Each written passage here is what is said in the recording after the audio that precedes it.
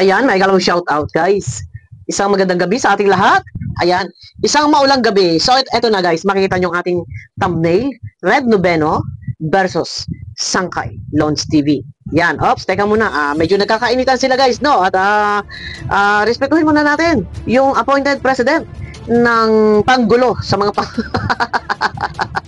panggulo sa mga pangulo. Ayan, ang appointed president na si hindi pala ito. Si Sara Noveno pala to. Si Kuya Brooks. Yan.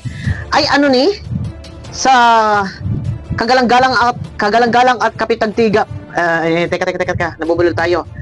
Sa kagalang-galang at kapitagpitagan na appointed president ng mga president. Ay ano ni? Ay baka may ma-stroke. At may ma-high blood. Tawanan na lang natin. Kaya guys, ayokong maging high blood ang tawag ito. Kasi relax lang tayo.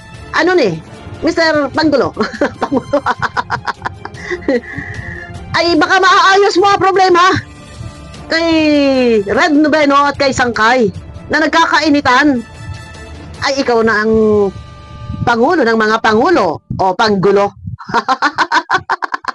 may panirinig ako sa inyo guys. Pakiclick muna ng thumbs up nang sa ganun ay suwak sa panlasa po ni YouTube, no? Mamaya natin tutuloy ito yung kay Kuya Brooks. So ito na muna, serious muna tayo dito.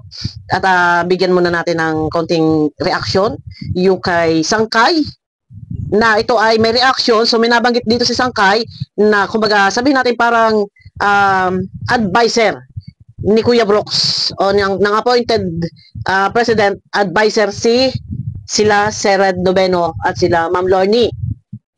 So medyo dito ay hindi nagustuhan ni Red Noveno ang reaction ni Sangkay. So ang tanong dito is kung totoo ba? So yun lang siguro. Kung si Sangkay man nakapagsalita na sinabi niya halimbawa advisor ni appointed President Brooks, itong mag-asawa, sila Ma'am Lorny, siguro para sa akin, dun muna siguro dapat nag-focus si Red Noveno. Pero ito, guys, pakinggan ninyo, medyo mawala-gala muna dito kay Red Noveno, paririnig ko lang po kasi ito po yung ating pagbabatayan o pagbabasihan para ako yung hinuhugot kong topic, ano po, ayan. Yan, guys, so. Ito ay patunay lang, no? Patunay na ang mga pinagsasabi nitong baklang ito ay mga walang katotohanan, ano? Na pinaparatangan po tayo, pinangalanan tayo na tayo raw ay palpak na advisor ni Kuya Brooks. Iyon ang highlight dito ng kumbaga don. Ano highlight? Yun yung buod. Buod. Ano buod? Yun yung ugat. Yun yung salita na hindi nagustuhan ni Red Noveno. So, pinaratangan na advisor siya ng appointed president. So, ito, nung totoo ba? So, kung ikaw may pinaratangan, pwedeng i-clear, linawin na hindi ako advisor. So, pwede sabihin na, teka nga muna, dami kong sinasatsat dito, no? O, pwede naman sabihin as Brooks team ay normal na sila nag-meeting, mga ganun lang. Pero kung hindi ka naman advisor, ay pwede naman pabulaanan yun. Sagutin, no? Teka nga muna, dami kong satsat, guys. Pero pang dagdag haba ng video. Ano? At ito ay patunay lang na ang mga sinasabi nito ay mga walang batayan, no? Mga sabi-sabi. Sa haba ng panahon na hindi ako nagsasalita, no? Hindi ako nakikialam sa mga issue. Pero pinangalanan ako nitong baklang to eh. Subukan mo pumunta ka rito sa diet. Sagot ko yung hotel mo. Mag-imbestiga ka rito at patunayan mo lahat ng sinasabi mo. Kakantado ka. Up. Sira ulo ka. Up. Nang puta, ako nahimik ako para. Ayan, ano. Teka muna, bago ako magbigay ng aking opinion, tapusin muna natin dito. Medyo below the belt na ang pagbibigay ng ano ni Red Noveno. So wala na may iba pa na tinutukoy, no? Kundi ito ay inia-address niya kay Sangkay. So alam na natin yan, no? Kasi si Sangkay lang naman ang nagbigay ng pahayag kanina na sila ay advisor o maaaring sila or baka sila. So, bago tayo magsalita guys, tapusin muna natin to. Kuya Brooks, hindi mo pwedeng ano yan. Hindi mo pwedeng advisean yan, gago. Right. Napakasira ulo nito. Huwag mo akong isama sa mga ginagago mo, ha. Puntado kang bakla ka. Hindi ka lalagyan ka sa akin. Yeah. Wait lang nga, may ads lang. So, medyo hot dito. Si Serad Noveno, no? Oh, wait. Lalagyan ka sa akin. Puntadong to. Tagal na nanahimik ako rito. Inadamay mo ako. Sira ulo ka. Punyeta ka. Bakla ka. Iwasan mo lang, no? Iwasan mo lang mag-cross ng landas natin. Regaluhan kita. Magugustuhan mo yung regalo ko. Regaluhan kita. Matutuwa ka. Sira ulo ka. Pinangalanan mo ako na nanahimik ako. Umiiwas nga ako sa mga anak ko. Punyeta. Ayaw nga kitang ang dami mo ng binabastos dito sa loob ng kalingap. Pinanonood lang kita, pinapasensyahan kita. So ayun na guys, i-stop ko na. Yun lang po yung paririnig ko sa inyo. And sa mga gusto makapanood po ng kabuuang video, maaari nyo pong doon na lang ipagpatuloy. And dito po ay may nabanggit din po si Serad Noveno na parang may nabanggit siyang maghihimas rehas or baka gusto niya na isang kayo na sampulan. So ito na guys, ang aking masasabi. Ang akin lang dito, totoo ba? Kung totoo bang kayo po ay advisor ni Kuya Brooks? Ano ba ang punot dulo ng ang pinag-ugatan ng mga usapin? So, ang pinag-ugatan is, alam nyo na yun, yung before pa, yung nakaraan, tapos ito pa yung kay Kalingap Dan. Hindi naman ganun para sa akin, nakabrutal. Hindi ganun paninirang puri. Sorry po, no? Ito is opinion ko lang naman. Yung binitawan ni Sangkay na palpak na advisor o kung advisor or ano pa man ito, hindi, para sa akin hindi ito ganun ka-brutal para siguro ay ikagalit ko sino man. Dahil ang ugat kasi ng ating pinag-uusapan dito is about mga issue, no? Yung mga issue. And dito sa appointed president, na-appoint si Kuya Brooks, appointed president na, yun lang yung pinag-uusapan. So, walang personal na pag-atake si Sangkay dito. Ang kay Sangkay is ang pinag-uusapan dito ay yung galawan ni Kuya Brooks na nagiging palpak. Kumbaga wrong move na yung mga binibitawang salita, mga kilos, hindi na maganda. Yun ang pinag-uusapan kasi yan yung mga yun yung ibig sabihin ni Sangkay na palpak na yung gawain ni Kuya Brooks. Wrong move na to, wala na sa hulog. Kasi baka yung advisor ay hindi maganda yung kanyang ina-advise. Kaya parang ganun lang. Pero ito is about doon sa kay Kuya Brooks na galaw. Nagiging palpak na ang galawan ni Kuya Brooks. So, kaya nasabi ni Sangkay na dahil baka nga ay sa advisor ay mali ang turo. So, yun doon lang yung naglalaro ang usapin. Wala po dito personal attack. Nag-gets nyo ba guys ang ibig ko sabihin? Ang pinag-uusapan kasi, ang tinutukoy kasi ni Sangkay, si Kuya Brooks, palpak-palpak na ang ginagawa. Kung ano-ano na ang pinagsasasabi. Magpapalit daw ng reactor, ipapasok ang reactor na sila Michelle Japina, sila Rowinem, sila Federico, sila, kung sino pa si Ingrata, yun po yun. Kaya ang sabi nga ni Sangkay, nawawala na ito, si Kuya Brooks sa wisyo. Baka meron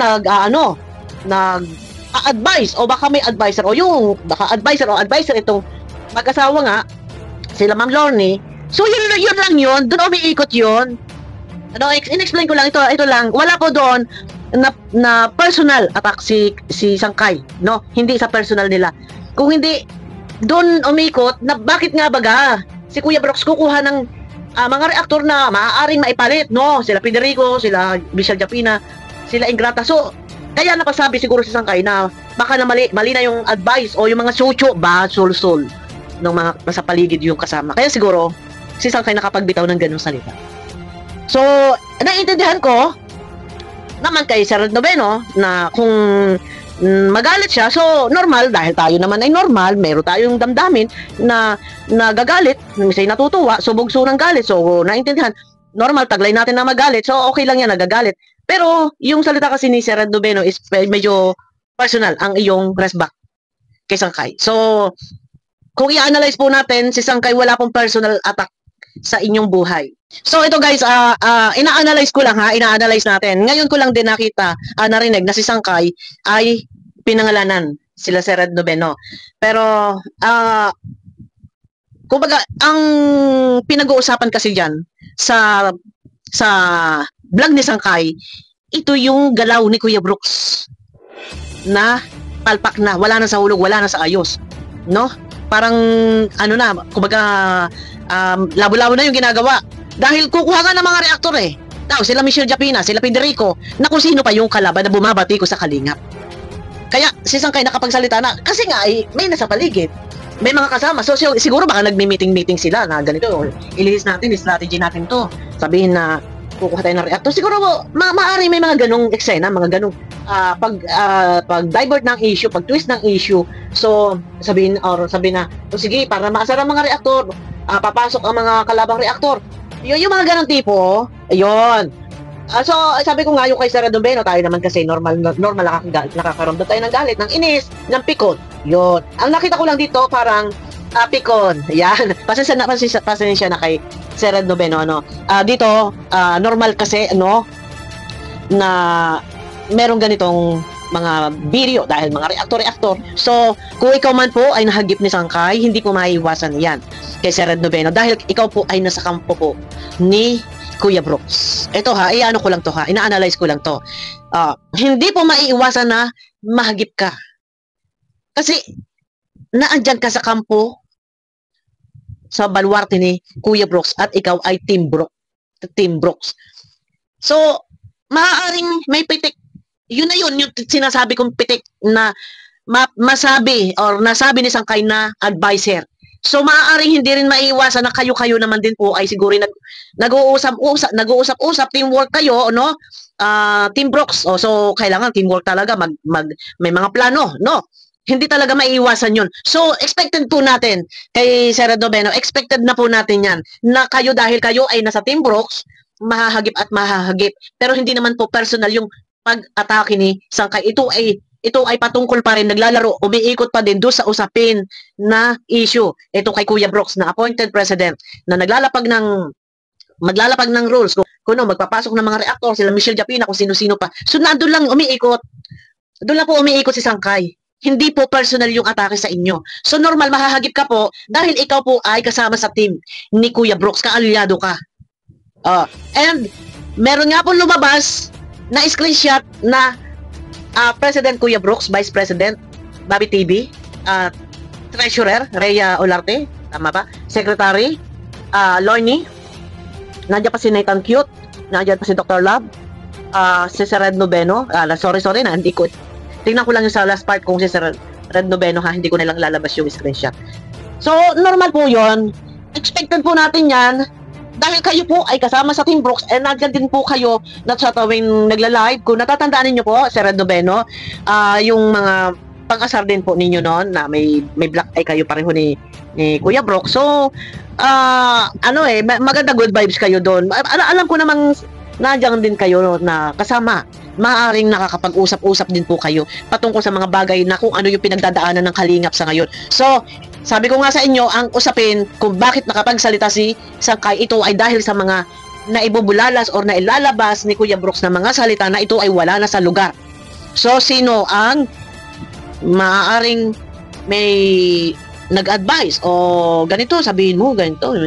So, madadamay at madadamay. Maaaring mapag-isipan po talaga na baka kayo ay mga advisor po ni Kuya Brooks. Pero hindi po yun personal attack sa inyong personal na buhay. Naglalaro pa rin kasi si Sangkay doon sa issue eh. No, doon lang si Sangkay, paikot-ikot lang siya doon. So, pero yung inyo pong ang inyo pong video dito ay may mga nabanggit pa po kayo na baka gusto mo sampulan kita. Medyo personal din yung kay Sir Red Noveno, pero wala tayong magagawa at siguro nga ay mga oras na naka-live si Sir Red Noveno ay medyo na mataas na ang kanyang gusto ng emosyon. Yun lang po. Ang akin lang dito. Sira ulo tong baklang to. Ang alam mo, manira ng tao. Yan ang alam mo. Siguro ang nakikita ko lang dito, nagalit si Sir Redoveno or pikon. Yun po ang nakikita ko doon, pikon si Sir Redoveno. Guys, wag po tayo magbabas. Ito ay aking opinion lang naman. So, galit si Sir Redoveno and pikon sa mga binitawang salita ni Sangkay. Pero sabi ko nga sa inyo, wala po doon personal atake si Sangkay sa buhay ninyo. Ito po, ang pinag-uusapan pa rin dito is tungkol din po sa mga issue. Yung sa mga sa galawan ni Kuya Brooks na kayo yung advisor, baka kayo yung nagsasabi ni ganito, ganyan gawin mo. Yung mga ganun tipo lang, no? Sabihin mo, walang laman ng utak ni Kuya Brooks sa mga advice namin. Hindi naman kami nag-advise sa kanya. Si Kuya Brooks ba, ma-advisean mo yan? Ayan. Yun, ganun. Bigyan lang ninyo ng linaw. Kung ano yung sinasabi ni Sangkay, pwede niyo pong ipunto per punto, play stop, para kayo ay makapagpaliwanag ng sa side niyo kung meron katotohanan o wala. Yun lang po yun, no? So, ayun na guys, wala pong mangbabas. Please, wag na pong mangbabas. Ito yung opinion ko lang. Ayan, no? Pero balik tayo kay Kuya Brooks. Yun lang, guys, sa mga gusto, panoorin nyo yung kay Sangkay. And panoorin nyo rin po yung kay Sir Red Noveno. Pwede nyo pong pagbanggain, no? Yung iba, kasi nahirapan na kasi akong kumuha ng video para pagbanggain. Kung gusto nyo, panoorin nyo na lang yung kay Sangkay kung ano yung binitawang salita. Pero napanood ko yun. So, pwede nyo pong pagbanggain yun. Saan ba humugot si Sangkay ng salita na para sabihin na advisor to or ganun pa man o ganito, humugot ng salita dahil dun sa mga galawan ni Kuya Brooks. Ano yung ginagalaw ni Kuya Brooks? Ano yung galawan ni Kuya Brooks? Ano yung mga sinasabi ni Kuya Brooks? Nawawala na sa wisyo kasi magkukuha na raw ng mga reactor na mga kalaban ng Kalingap. So yun, dun lang humugot si Sangkay. Kaya nasabi siguro niyan na kung ano pa man. Pero pagbanggain din ninyo, nahihirapan na lang po ako mag-chap-chap ng video. Kaya ito na lang pinarinig ko, no? Ayun na, panoorin nyo guys. So ayun na, sa appointed president ng mga president. Ang panggulo sa mga pangulo, walang iba kung hindi ang pinakapogi, nuknukan ng kapugian, walang iba kundi si Kuya Brooks. Ano ang masasabi mo dito? Ay lalo yata ang gumulo, sabi ko sa inyo iupo na yan sa electric chair. Ay, Diyos ko, naghabanan tayo na naman. Nahirapan na naman ako mag-edit ito. Ayun na guys, abangan nyo ako sa aking next video. Mega love shoutout. Opinion ko lang po yun. No, wala pong personal attack si Sangkay. So, pwede naman sigurong sagutin na lang ng maayos. Pero ganun pa man, nandyan medyo mataas ang ano ni Sir Red Noveno, medyo high blood, parang gano'n. Ay, iwas po tayo na ma-high blood, tawanan na lang po natin. Kaya minsan, na-high blood din ako, normal, hindi maiwasan kasi normal tayo, hindi naman tayo abnormal. Pero ganun pa man, pilitin po natin tawanan na lang ang mga issue, yun. Pagka nagkakapikunan na, ay ito yung pinakamahirap. Pag humantong doon sa pikunan or yan nagagalit, huwag po tayo magagalit. Sagutin na lang po natin ng maayos kung ano po yung ibinabato ng kalaban. So kung pagka tayo nagalit at medyo iba na kasi din ang atake ni Sir Red Noveno. May parang sabi ni Sir Red Noveno, gusto mo, sampulan kita, himas-rehas. Pero guys, panoorin nyo na lang. Walang mangbabas, mega love shoutout po sa inyo lahat. Ayan, in-explain ko lang kung saan ba hinugot si Sangkay. Meron bang pag-atake na personal si Sangkay, pero wala akong nakita doon. Abangan nyo ko guys sa aking next video po. Pakiclick naman po na thumbs up.